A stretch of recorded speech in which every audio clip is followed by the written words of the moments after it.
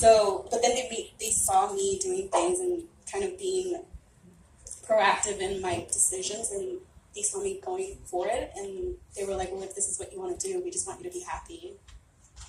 Yeah.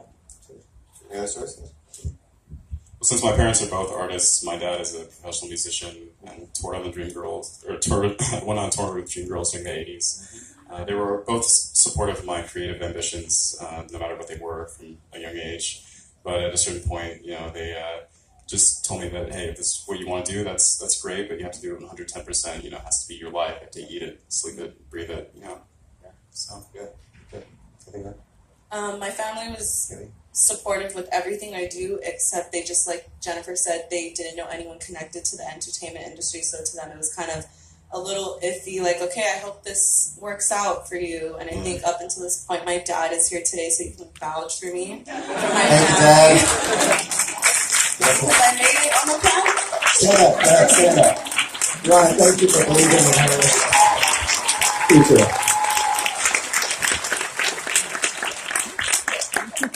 So what's the craziest thing that's happened to you guys since you've been in the biz? What shocks you about what you thought it was going to be and what it actually is?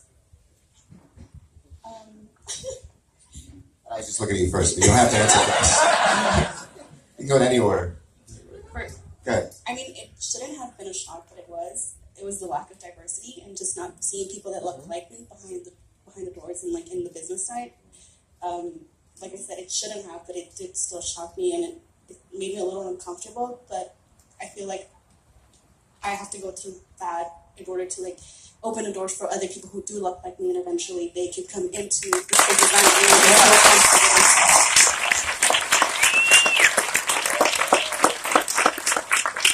pretty similar answer for me. A lack of diversity, being the only brown person in the office, not that that's a bad thing necessarily. Well, I guess also that people will ask me my opinion for matters on blackness. We're about to run this title here. Hey, Sebastian, what do you think about it? Is this a black font?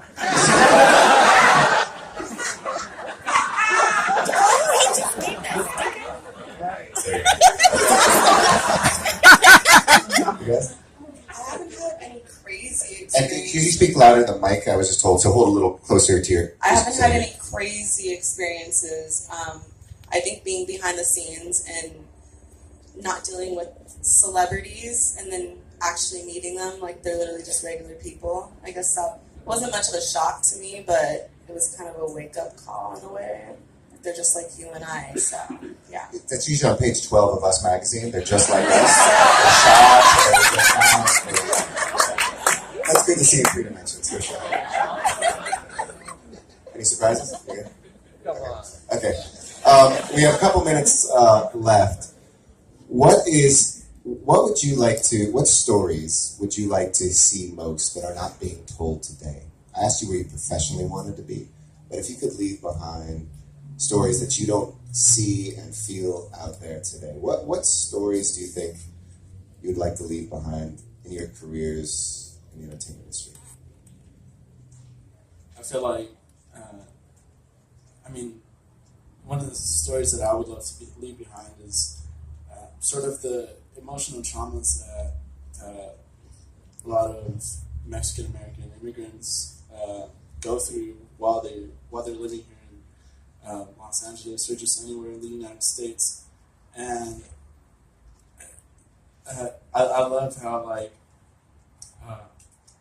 don't mean to bash or anything, but Black Panther is great for having an all-black cast and it's so great, but at the same time, it's not really a story. It's not really it doesn't tell the story of the people that struggle in a sense. And so I feel like showing more of the path and more of the journey that one takes in this society, and going deep into their depression and anxiety, and I think that's a really big problem. It's a really big concern today. So I feel like any emotional traumas linked with their journey as a Mexican American or anyone of color. Makes sense. Any other stories? For me, it's all about telling stories that increase interpersonal connection amongst people, and just showing that people of all races, genders, they can be heroes, they can be villains, and just increasing diversity in every aspect of storytelling. Do you guys want to take this? I guess the story I would want to leave behind is that coming from a small town, I feel like a lot of people where I'm from don't really think just kind of how I did about the entertainment industry, that there's What town? Lancaster, California.